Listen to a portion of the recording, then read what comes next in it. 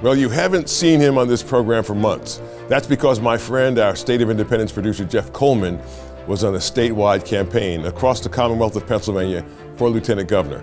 Full disclosure, Jeff is a dear friend of our family. We love him. But we all felt it was important to avoid any appearance of an unfair advantage or a violation of FCC rules by having him on air. Now that the campaign is over, I've asked Jeff to share reflections on what he called an experiment in civility, kindness, and statesmanship. Jeff is next. Jeff Coleman is next on State of Independence. Stay with us.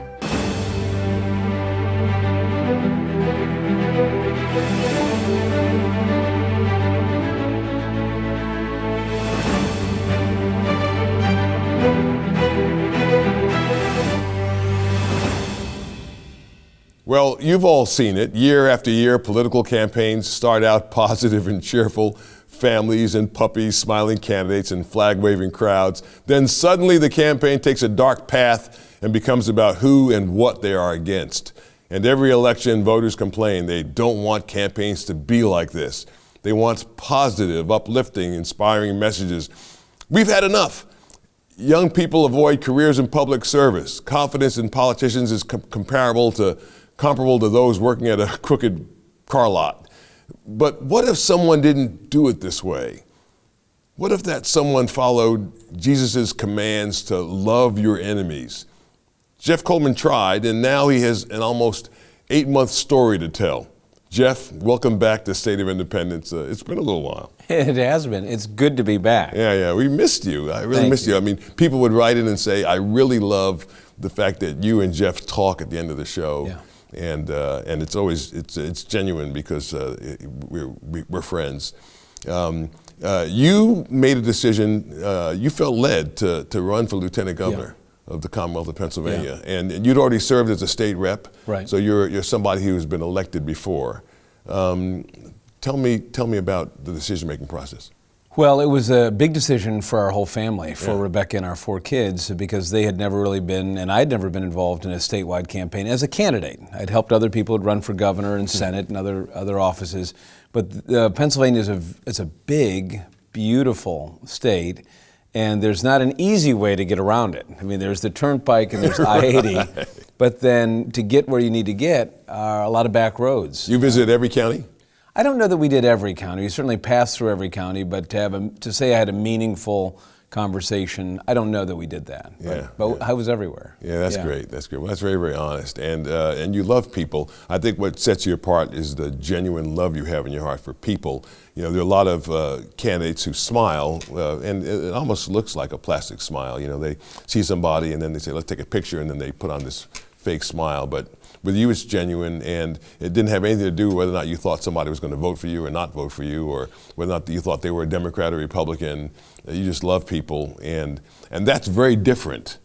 That's very different. I mean, lots of candidates self-identify as Christian, but that's very, very different from actually being a Christian. Yeah, I think there is a difference, and I think where we are in our culture today is people say they're Christian, and that means they have a certain set of values. But then what about being a Christian in an environment that tests everything that it means to be a Christian? You know, do you have the ability to love your enemies? Do you have the ability to bless those that curse you? And we're in a political environment today where cursing those who curse you is kind of the norm. That's what we want to do. If you do something bad to me, you've unleashed the whirlwind. And people, even Christians, have accepted that this is a normal part of political life. So our idea was that you could go into a campaign and have an experiment, really to show people that you didn't have to do it this way, that you could defend your political opponents when they were attacked unfairly, that you could call attacks out and point people back to, let's get back on the rails here, but even call it out in a way that we didn't destroy the relationship with the person who was making the attack that we were calling out. And then in the end, if you're trusting God for the outcome, you really don't have a loss here. You have a scenario where you're not aiming to get a vote, you're aiming to build a relationship. So we took kind of the slow road through the campaign, didn't rush through conversations with people, tried to get to the real story. Right. Well, what a wonderful example for the rest of us. I mean, so many people self-identify as Christian because they go to church or because they say I'm born again or I accepted Jesus as my Savior, and that's wonderful. Or they read the Bible or they attend a Bible study somewhere, but oftentimes from the standpoint of the outside world, there's a disconnect between saying you're a Christian and actually living it. And the living it part's what really matters. I mean, that's what Jesus calls us to. He calls us to live this gospel, to be filled with the Holy Spirit, not just in church, but to be filled with the Holy Spirit every day that He gives you life. And in your interaction with people, this is, I think, what set you apart and what continues to set you apart as somebody who would serve us in elective office. But I didn't want people to hear, Joe, that Jeff is a good, nice, decent person and he's a Christian. I wanted people to hear that my faith is linked not to my goodness, but to the fact that there was only one person that lived the perfect life, and it's not me. So when they would see me not live up to that standard, or be impatient, or not, because every day, I mean, you can kind of stay within the lines. But every day there are enormous pressures, and by the time 1 a.m. rolls around, you're exhausted, and you aren't as chipper and cheerful and Christ-like as you might have been at 8 in the morning. Yeah. How long were your days? I mean, some days we were in the end stretch. We were traveling in an RV. And Micah, my right hand, would pick me up about 5 a.m. and then some nights Which meant that you were getting up at 4 something. Correct. And then on the road till maybe anywhere between 11 and 1 a.m., sometimes 2. That's a long day. To try to be home, at least to minimize the impact on the family. How often did you get home? In the end, I mean, almost every night, because in Pennsylvania, we live in central Pennsylvania, so that meant we could be to Erie in 4.5 or 5 hours. We could be to the other end of the state in 2.5, 3. So it was doable if I shook the last hand at 9 p.m. and had finished that conversation, I could be home, at least before dawn the next day. That's tough. Boy, that's tough. That's what a grind. You didn't get much sleep, although it doesn't show on you. I feel good. Yeah. I feel good, and I've taken a couple naps. Yeah. But the reflection on this for me has been, does it feel like a loss? Because we went on this conversation essentially saying, win or lose, it's the same conversation. And I think the conviction I've come away with is that candidates have to go in saying, I'm very much willing to lose, but I'm going to do it this way. And that's hard. It's hard, yeah. Almost every candidate I've ever met goes into it saying, you know what, I want to win. And most candidates are willing to even say, sadly, if I've got to, not bend the rules, but, do some mean stuff to get there, I'm going to do it. And then I'll apologize after I've done it. Right? But I'm going to do the mean stuff. You went into this without any of that. You went into, hey, I'm going to be a Christian guy every day, and whether I win or lose is irrelevant. It's, this is what God has called me to do right now. I'm being faithful to the call, and I'm not going to do anything to win. I'm not going to lie about somebody. For instance, weren't there some instances on the campaign trail where people distorted your record or said things about you that weren't true? Yeah, there were. And how'd you deal with that? I and another candidate recorded a video in one instance and just asked that it stop. But I did not want to hear the person who was hearing that message to think that I was doing it as a pious or self-righteous or better than you Christian guy. I really wanted them to hear that you don't have to do this. If you stay in your lane, I'll stay in my lane, and in the end, regardless of who wins, we can respect each other. And to a person, there were 9 candidates in the race, to a person, I have a really good relationship with I think all 9. And some of us are planning on getting together over the summer, and we're hoping to do a reunion, really because there are very few people who walk this road of putting their names on a ballot and then the process to get there, getting all these signatures, raising money, all this stuff. But I'll say this, for as daunting and as big as the mountain was that you have to climb, if you are a Christian, the promise is that God's going to provide whatever you need for what He calls you to do. So the money came in for what we needed, and it came in. I'll give you one example. At the end of the campaign, we needed to raise about $7,500 more dollars, and so I sent a blind copy email to about 20 people. And I said, here's what we need it for. I don't want to manipulate and say, the deadline is midnight tonight, and if we don't raise this money, we're not going to be able to pay our bills, whatever, because I knew that wasn't accurate. I didn't want to create an artificial sense of urgency. But I said, if God wants us to do this final push, and this is the money that we need, He's going to have to provide the money. So I blind copied it out, and by noon the next day, it was down to the last contribution of $250, and someone said, if you need it, I'm in for $250. Wow. And I hadn't tallied it up, and I tallied it up, and it was exactly $7,500. Wow. And so people might take it, well, is that a sign that you were going to win? No, it was just a sign that for the minute, the next step was clear.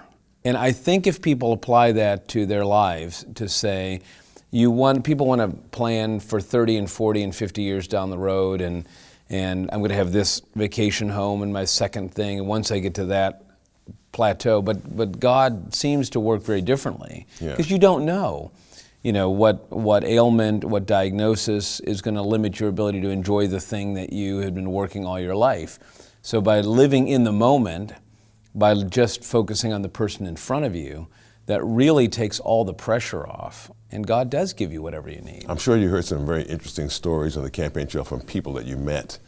And is there anything that especially sticks out in your mind? There are heartbreaking stories. What I was doing is, when I would meet somebody, I would really try to focus and completely zone out the fact that there's a line of people, or there are people over there that are reporters, anybody that are waiting to talk. Right. I just had to trust that eventually, if we were supposed to connect, I'd get there.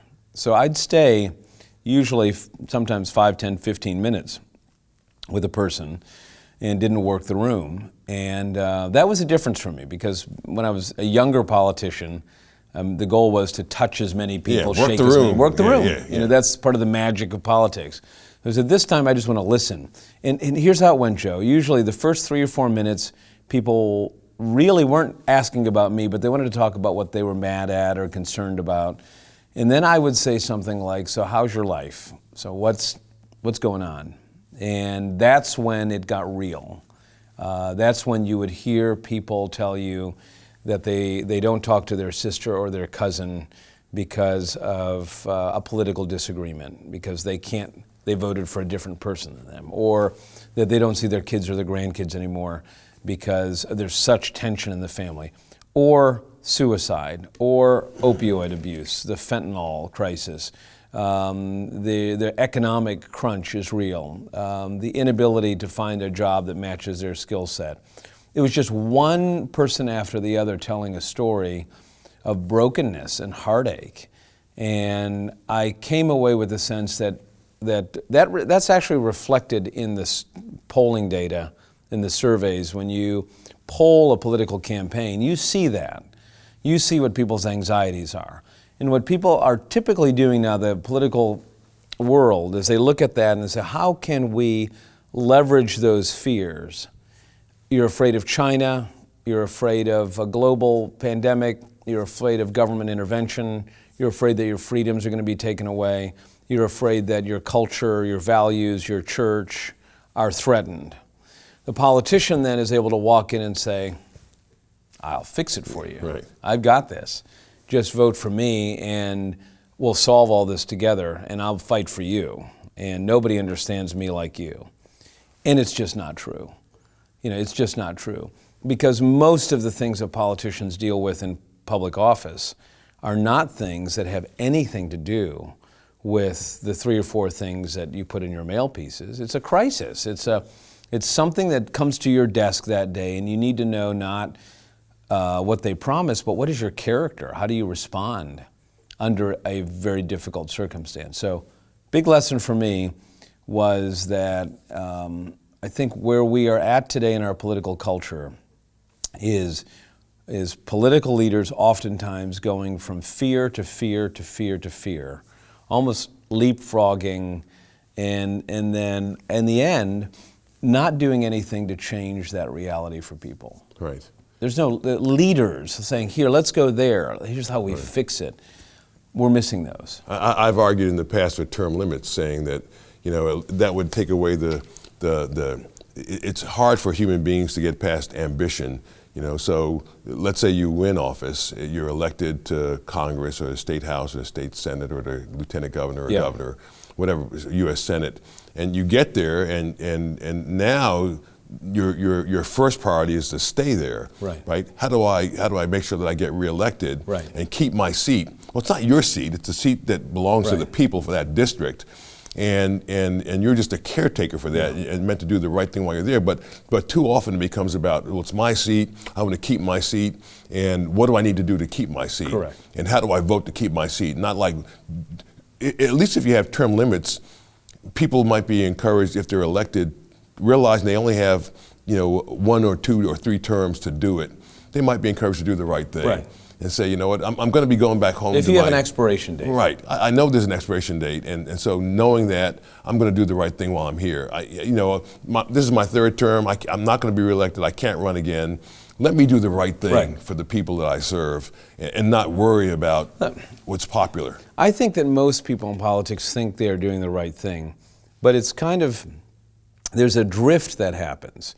You start out in your first term or your first day in office, and you're anchored, and the tether to shore looks like it's going to hold. But then there's just this process where year after year after year, you're willing to take less risk. You're willing to not say the things that you think need to be said. You've got people helping you say those things. I mean, you have a staff. Correct. They come to you and say, Mr. Coleman, we just saw the most recent poll. The most recent poll says that the people in your district want you to do this or want you to do that. And that's not where you stand on that issue. You're against that. But if you want to get reelected, you gotta do that that's now. And the temptation to say to everybody, including your staff people, you know what, folks, it's not why I'm here. I'm God's person. I'm here for a season to do the right thing while I'm here, and so be it. I'm going to do the right thing. There was a lady. In fact, I heard versions of this a lot. Who I said her husband was in politics, and she was at an event, and I guess maybe she and her neighbor or a friend, and I said, "So what do you think of this business? What do you think of it?" She goes, "I just don't know who to believe. It's sincerity. I can't tell if these guys really are sincere." And what you get a sense is when somebody runs for political office and they're saying words to you, and you recognize the words because you told them what you cared about. And so someone is talking about, I'll preserve your Social Security, or I will protect you from China, or I'm going to keep you money from going overseas. You know that there are numbers that are behind that. But what you can't produce is sincerity. You can produce anger and rage. You can raise your voice. You can tell a funny story. You can pound your fist. And you can mimic kind of how mad your audience is. And you look at the audience, they're shaking and nodding and applauding sometimes. But I think, and we can talk more about this, but I think that what you have now is it's almost political entertainment. It's not real. And people know it's not real, so it's kind of like going to see a comedian. Right. Like you'll laugh at a few lines, you're uncomfortable about some of the things, you're like, I don't know if that's okay. But then you leave and you don't feel full. You feel empty, because politics was never meant to solve these big problems. So well said. Well, when we come back, I want to ask Jeff to tell us a story or two that impacted him. What did he learn about himself? How did it impact his family? Stay with us. You're watching Joe Watkins' State of Independence on Lighthouse TV. Positively different. Share your comments about today's program in the comment box at joewatkins.org.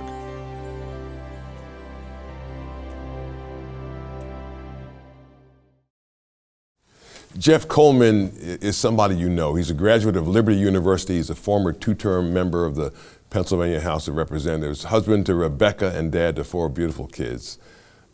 I know that this was a family decision that you made. Yeah. You didn't enter into this lightly. You talked with Rebecca and your kids beforehand about this is something that Dad feels led to do. Yeah. And what did they say? They were all on board. I think the impact. In fact, my kids saw Rebecca run for a borough council and win, and so they enjoy campaigning. They just love it. They love meeting people, and I don't put pressure on them to try to convince anybody. They can just say hello, and that's my dad, and if you have questions, great. We also did not get any negative attacks, even in email or text messages. This was grace. That we came out of this really with a fully positive experience. Very few people cornered me and yelled at me, and if they did, it was really not me they were directing it at. They were just upset about politics in general. So you can love people through that.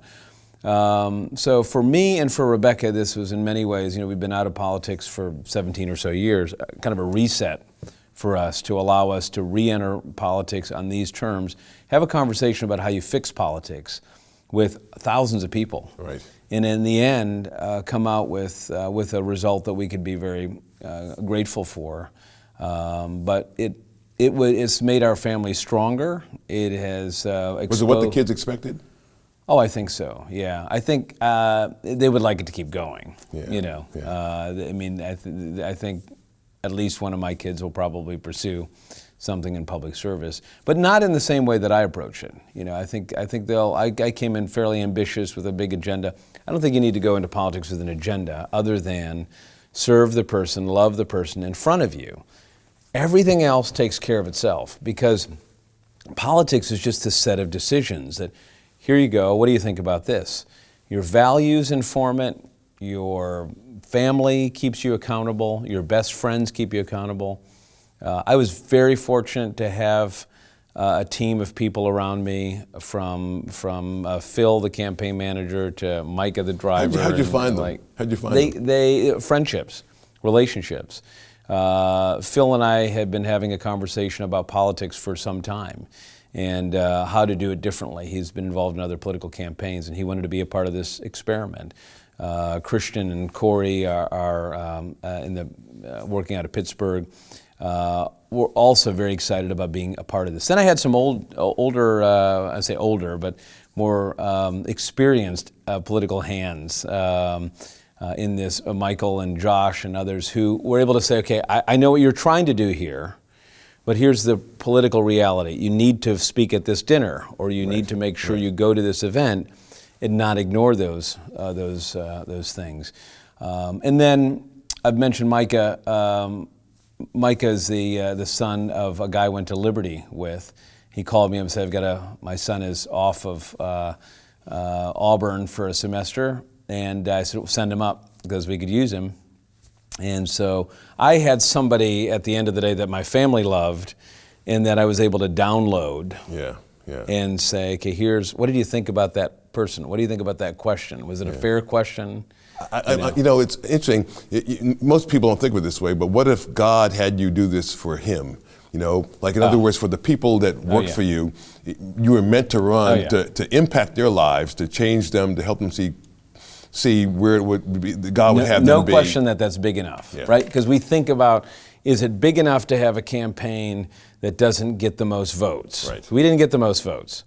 But is it big enough to say that being in an RV for I don't know how many hours with Micah to have these conversations, he actually impacted the way that I thought about some public policy issues. I'm 46, he's 20. Right. So when you have these conversations, you think, wait a second, I'm missing something. There's something I'm missing in this conversation.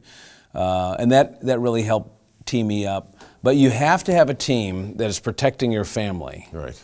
And that is making sure that you get home at night and that your schedule isn't competing with them. Right. And you can really only do that if you have people that are motivated with the right value system. But to answer your question, I didn't go out and put an ad online and say, these are the people that I needed. God just provided them. Yeah. It's amazing how God uses every situation. I'm sure there are people watching and say, I'd like to run too, but I want to win, Yeah. Jeff. I want to win, and the motivation to win outstrips Yes. everything. So like if I run, I'm going to win at all costs. What would you say to them? That there are some things much, much more important than a temporary win, and you can actually win and lose. And I've seen many, many people who have gone into this process. Their spouse says, I don't think you should run that ad. I don't think you should put that direct mail piece out because that's going to injure our friends who you're running against. Or we know people who are on that campaign team, and you really don't believe what you're saying in that mailer. They're not really a tax and spend, socialist, woke, progressive, liberal. Right. But you have to make them that way to win. In the end, justifies the means, according to many. And that's the strange thing. Everybody knows everybody in politics. So we all know that we would all go out to dinner, Right. and we would all be friends because this is a very close, tight-knit world of politics. Very few people run for political office relative to the population, right?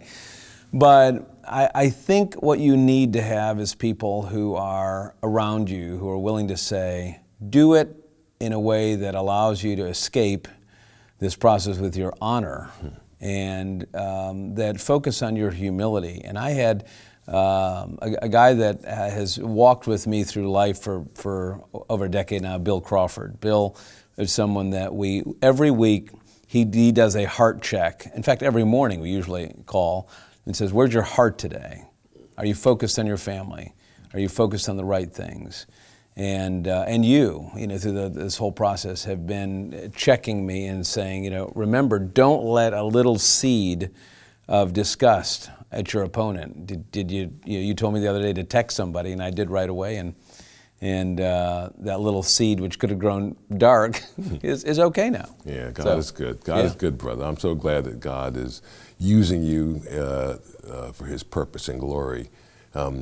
The scriptures are filled with examples of ordinary people like you and me, trusting God to do something extraordinary with their life. The Old Testament tells of Abraham, Moses, David, and Daniel, deeply flawed humans who trusted a perfect God. I hope this conversation with my friend Jeff Coleman was encouraging to you. Whether he calls you to win big or lose big, be willing to say, yes, here am I, I'll go, I'll run, I'll do whatever you want me to do. Remember, you never go alone. Drop me a line in the comment box at joewatkins.org. From America's first capital, Philadelphia, I'm Joe Watkins. Thanks so much for watching. God willing, I'll see you next week. God bless you, brother. God bless you, brother. God has so much more in store for you, and He has already used you in a mighty way to touch people's lives and hearts. It's wonderful, wonderful to see. It was the best experience I've ever had in politics. Yeah. Joe Watkins' State of Independence is a production of Lighthouse TV, positively different. Made possible in part because of the support of viewers like you.